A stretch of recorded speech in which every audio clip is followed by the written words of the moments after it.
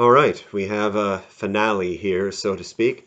This is the last of the videos I'll be making for the stories from the Lakota Way by Joseph M. Marshall III.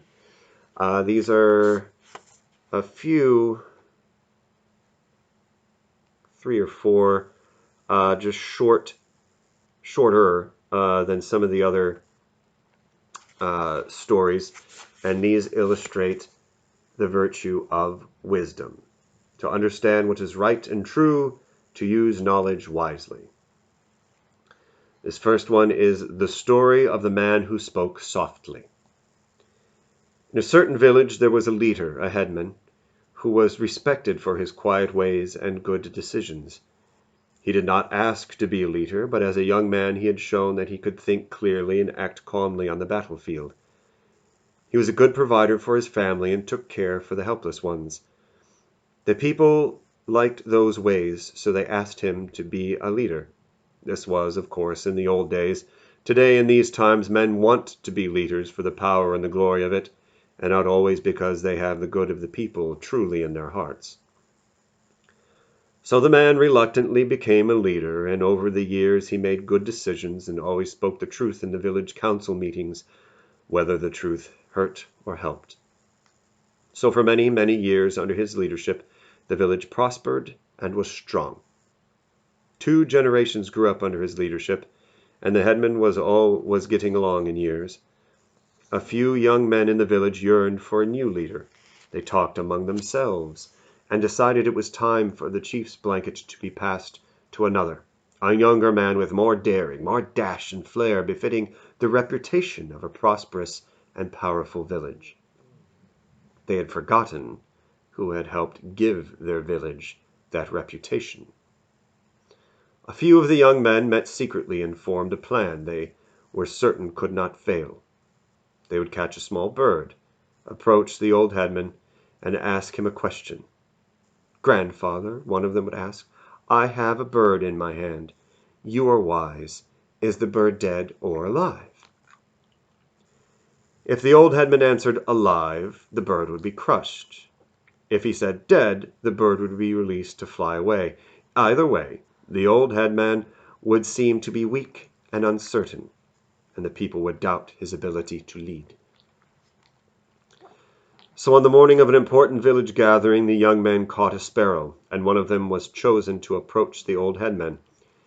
In the afternoon, when all the people had gathered, the chosen one approached, calling out in a loud voice, so that all the people would hear. "Grandfather, I have an important question to ask you," he shouted. A hush fell over the entire gathering as the young man approached the old headman, holding something behind his back. "Grandfather, I have a bird in my hand," the young man said as all the people gathered around. "Since you are wise, is the bird dead or alive?"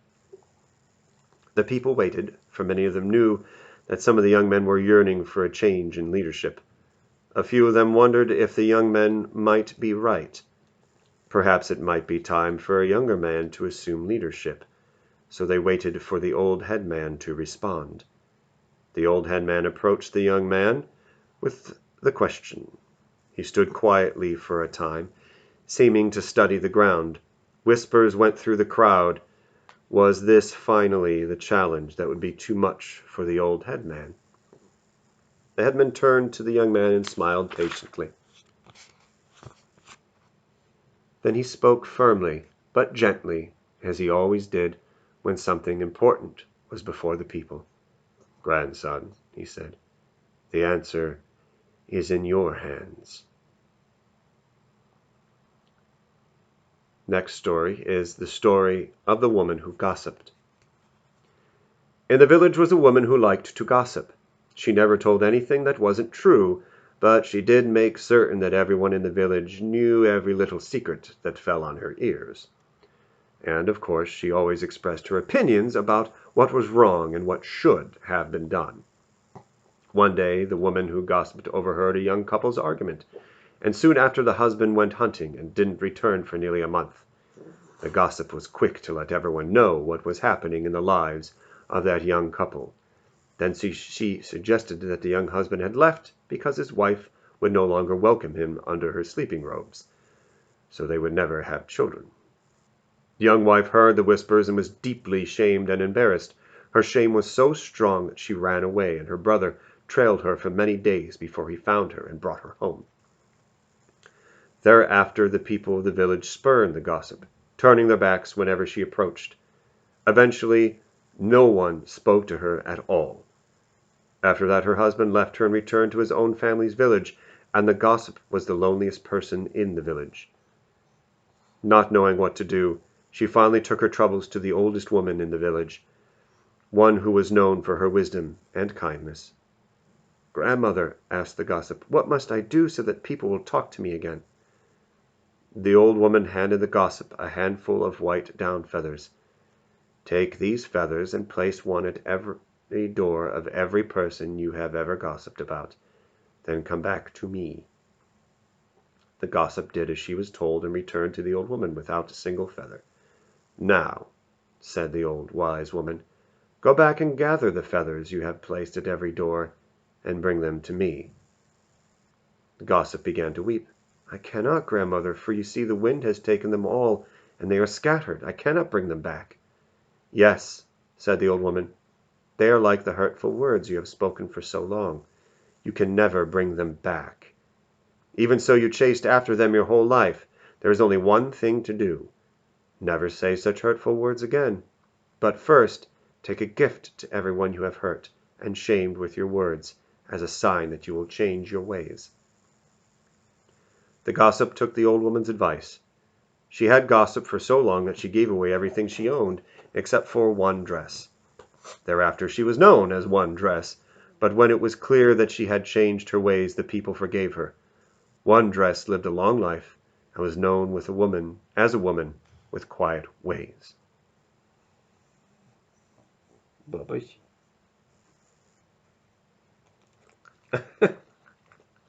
Thank you.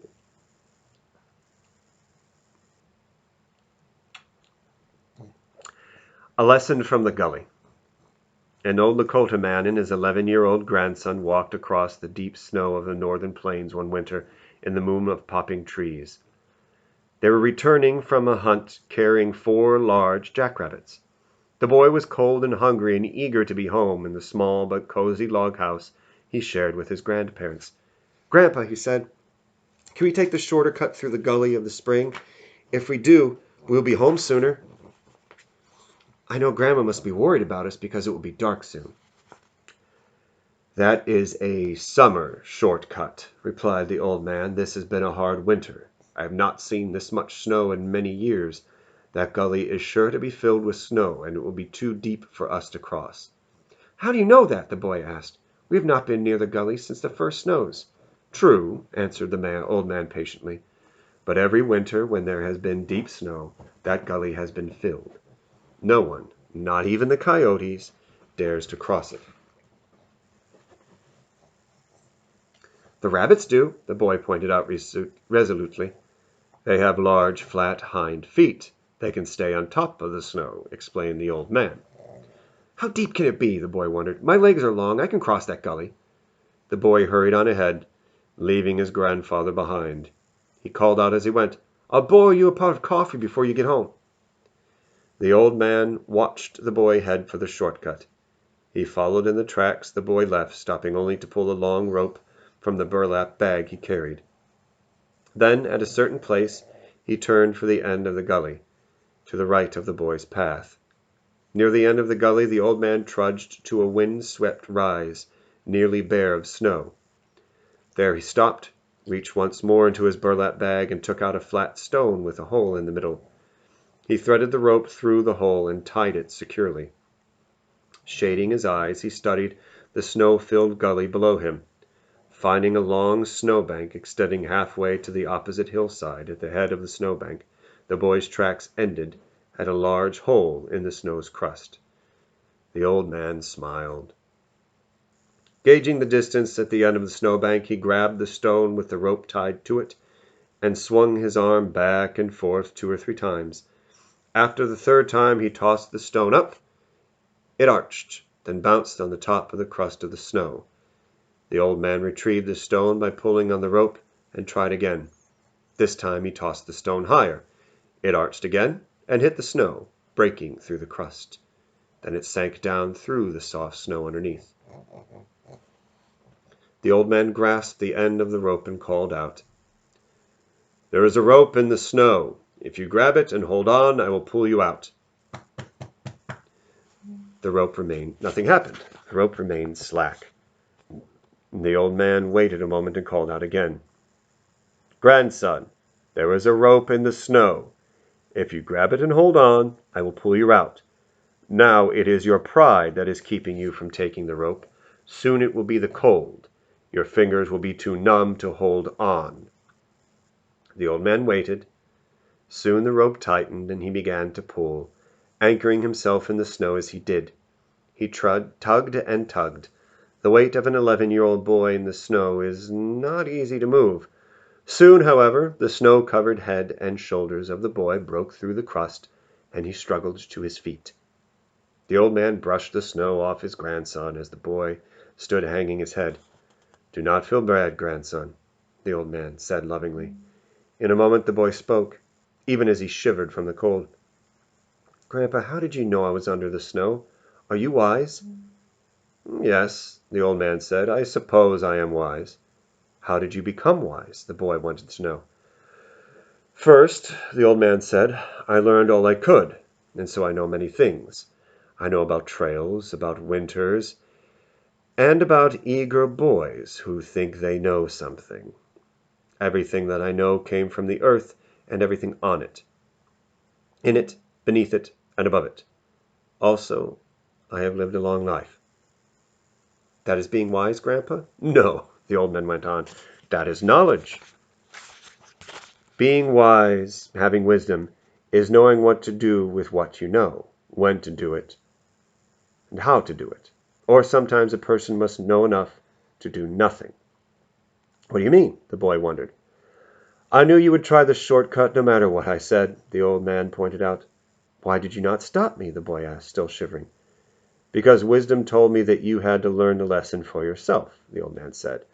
"Because wisdom reminded me that I learned the same lesson in the same way. My grandfather pulled me out of the same gully." The boy smiled. "You fell through the snow as I did?" "Yes," said the old man. "And that was the day I started my journey, the journey toward wisdom, just as you have now. Remember what happened here when it comes time to pull your grandson from this gully when it is filled with snow." And that is that for this. Again, I haven't read the whole book, just some of the traditional stories from it. It is The Lakota Way by Joseph M. Marshall III. That Crazy Horse book that's mentioned there is also very good. I pointed out in the intro video. Also another Crazy Horse book that was good, and a few other ones reading Rainbow style there. So, hope you enjoyed it. There's a lot of good books and other good stories and cool stuff out there, and I hope at the very least it was entertaining. If not, some things kind of made sense or learned from them as well. So this is John, and signing off. Thank you.